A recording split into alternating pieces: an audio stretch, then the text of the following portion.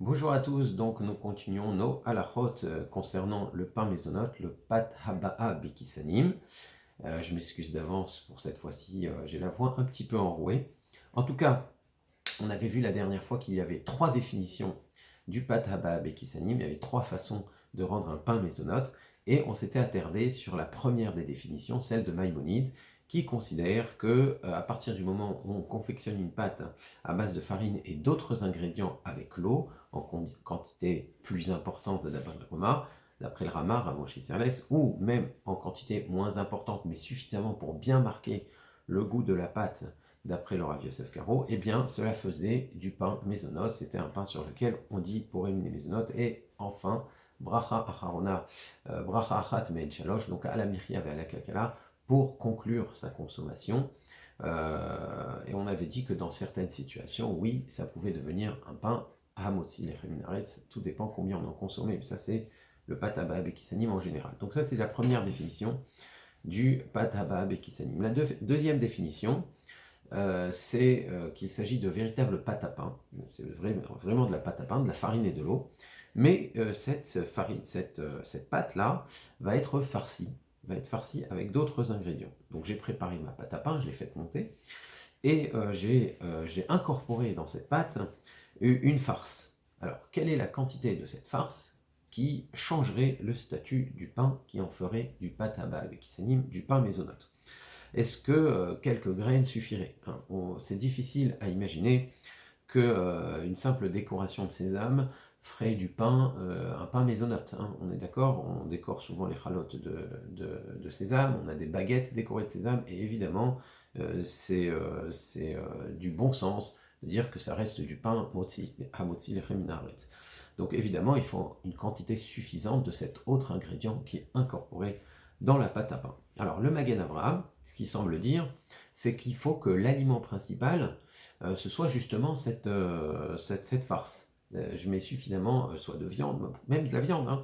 Je mets suffisamment de cet autre ingrédient, je mets suffisamment de ces amandes, de ces noix, de ce chocolat, pour que le pain ne soit qu'une fioriture, en fait. La pâte, c'est qu'une fioriture de la farce. C'est secondaire. Alors, il donne l'exemple, pour illustrer cela, de la pashtida. La pashtida, c'est un aliment dont on parle beaucoup dans la halakha, notamment dans les halakhot de Shabbat. C'est un aliment traditionnel espagnol qu'on mangeait surtout le Shabbat, vendredi soir. Et en fait, c'est une pâte farcie de viande, une sorte de borékas à la viande, sauf qu'au lieu de pâte feuilletée, la pâte feuilletée étant évidemment mésonote, puisqu'elle est fabriquée avec du beurre ou de la... Pas avec de la viande, hein, avec du beurre, ou nous, pour que ça reste parfait, on utilise de la margarine. Bon, la pâte feuilletée, c'est évidemment mésonote, mais bon, donc, cette pashtida, cette farce de viande, on utilise de la véritable pâte à pain, et on la farcit de viande, et la viande, c'est le principal. La pâte n'est qu'une fioriture qui recouvre cette viande. En fait, c'est une façon de consommer la viande. Donc, étant donné que le principal, c'est la viande, évidemment, tu ne peux pas dire que c'est du pain. C'est autre chose. Alors, pourquoi on dit boré miné mésonote? Parce que la présence d'un aliment à base des 5 céréales est tellement important qu'il confère à l'aliment la bracha de boré miné mésonote. Donc, voilà la quantité de farce qui permet de conférer à cet aliment, à semer, un statut de boré miné mésonote. Ça, c'est donc la position du Magen Avraham. Mais pas tout le monde est d'accord avec le Magen Avraham. Il y a notamment la position du Touré Zahav, le Taz, Rav David Halevi Segal, qui est beaucoup plus coulant, qui est beaucoup plus méquille, beaucoup plus permissif, on va dire. Et c'est beaucoup plus facile pour lui de conférer à une pâte boré miné mésonote. Il dit qu'à partir du moment où tu as incorporé suffisamment d'ingrédients à partir du moment où la farce elle a un goût assez prégnant et que le pain n'est plus un aliment à satiété, ça devient un goûter, un apéritif. Dès qu'il y a suffisamment d'ingrédients autres que la pâte pour que justement que le pain il change de fonction, et c'est plus un pain de satiété, c'est un pain d'apéritif, eh bien ça devient boré miné mésonote. Et le Mishnah Brura va plutôt dans ce sens, et c'est ce qu'on va retenir pour la halakha. Donc, si la pâte est farcie avant la cuisson, hein, d'autres ingrédients pour que le goût soit assez fort dans le produit final, et que le pain devient donc un anka, eh bien ça devient boré miné mésonote. Alors évidemment, je précise bien avant la cuisson, parce que si vous prenez du vrai pain et que vous mettez des tranches dedans, et que vous le tartinez de chocolat, vous mettez dedans des tranches de charcuterie, eh ben c'est pas un pain mésonote, c'est pas un anka, c'est un sandwich. Donc le pain reste hamotzi lechem min haaretz, évidemment. C'est seulement quand, avant sa fabrication, on a farci le pain, avant de l'enfourner, que le pain devient mésonote, et donc pat haba bekisanim. Et donc si on en consomme un kazaït, on dira uniquement la bracha chat mein shalosh, la bracha de alamiria vers la hakalakala. Donc voilà la deuxième définition du pat haba bekisanim. Et enfin, la troisième définition, on avait dit que c'était du pain croustillant. Qui s'anime, ça veut dire c'était le pain sec, la traduction du pain sec dans le Sefer Yehoshua avec l'événement des Givronim dont on a parlé la dernière fois. Donc les exemples qu'on peut donner de ce genre de pain sont nombreux. Vous avez les crackers, les grissini, les petits bégalets qui servent de stack d'apéritif, et le genre de petites biscottes qu'on appelle les vasas. Donc ces préparations-là, clairement, elles ne servent pas à se rassasier. C'est plus prévu pour servir d'encas que pour servir à des repas. Donc la bracha, leur bracha, c'est évidemment donc boré miné mézonot, et après en avoir consommé un kazaït, donc le volume d'une boîte d'allumettes, on dira à la miria ve à la kalkala. Alors si, dès que ça devient croustillant, c'est boré miné mézonot, est-ce que du pain grillé ou en biscotte, ça reste hamotzi lechem min haaretz? C'est une question qu'on entend souvent. Eh bien, je suis désolé de vous décevoir, mais non, le pain grillé reste hamotzi lechem min haaretz, et parce qu'une fois qu'un pain il a son statut de motzi, il a cette importance de pain, lui faire perdre son statut est très difficile, il faut une véritable transformation. Alors on reviendra, si Dieu veut, Bezrat Hashem, sur les étapes qui permettent de transformer du pain en mésonote, pour en faire du boré miné mésonote, mais en tout cas griller ces baguettes, ça n'en fait pas du mésonote, ça reste du pain à motzi lechem min haaretz. Alors il y a des biscottes qu'on trouve dans le commerce, qu'on appelle les toasts melba. Et les toasts melba, on a l'habitude de dire dessus boré miné mésonote. Et c'est assez surprenant parce que la pâte qui sert à confectionner ces biscottes, eh bien, c'est de la pâte à pain, c'est de la véritable pâte à pain, il n'y a pas de jus dedans, il n'y a pas de margarine. On prépare d'abord un petit pain qui est coupé en très fines tranches, en très fines lamelles, et on fait rentrer ces lamelles, on les fait repasser au four pour qu'elles deviennent croustillantes, et ça devient donc ces fameux melba toast qui sont empaquetés et qui vous sont vendus dans le commerce. Alors, est-ce que c'est correct, cette habitude qu'on a de dire boré miné mésonote sur ces petites biscottes?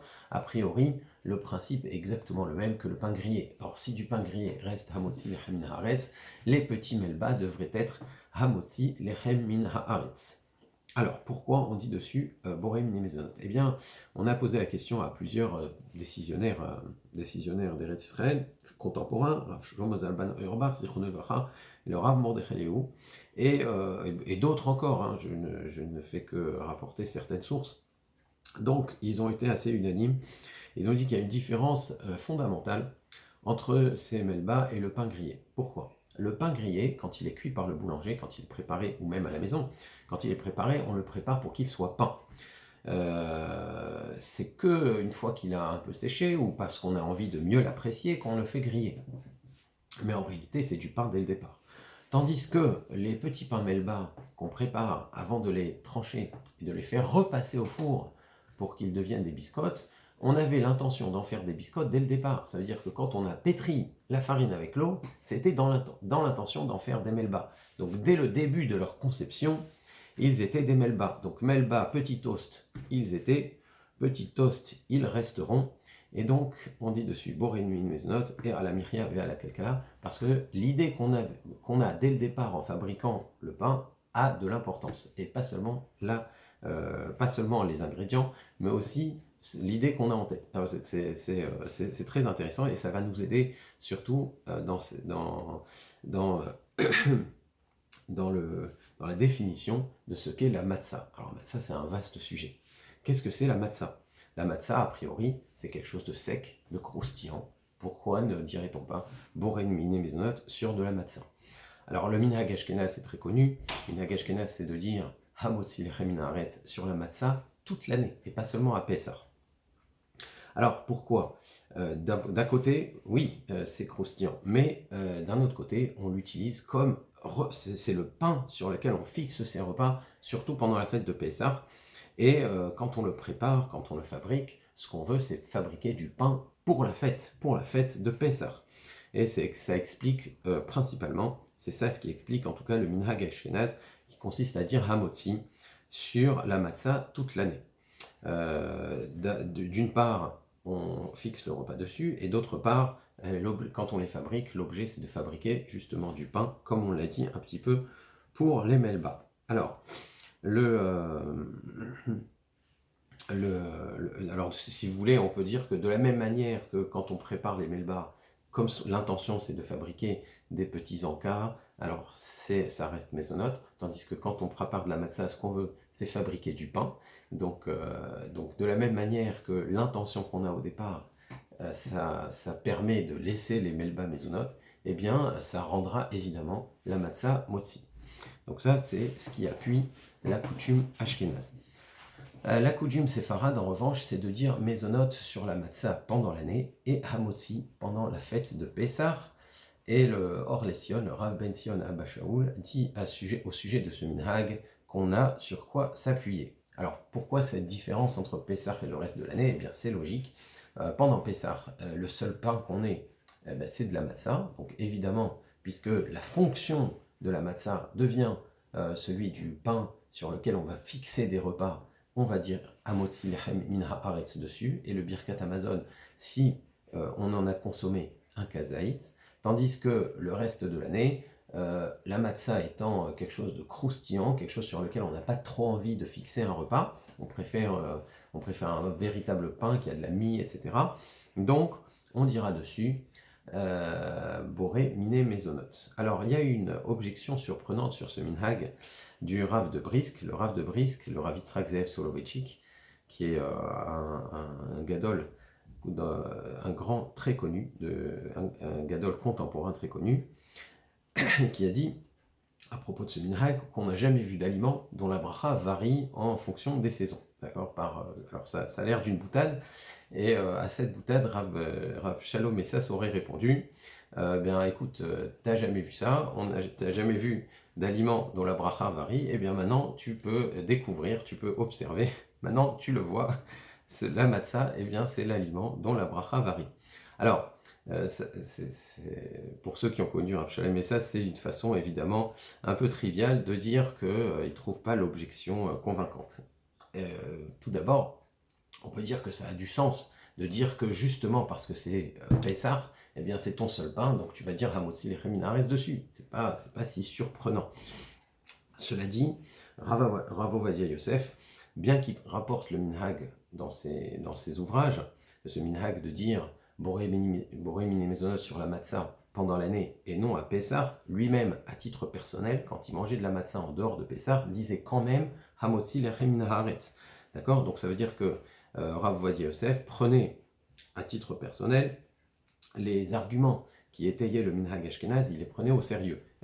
Mis à part cela, il y a des grands poskim séfarades, des grands décisionnaires séfarades qui considéraient la matzah comme étant du pain sur lequel on récite Hamotzi pendant toute l'année. C'est l'opinion par exemple du Rav Yitzhak Tayeb, du Shiarei Knesset Agdola, le Rav Ben Venisti, etc.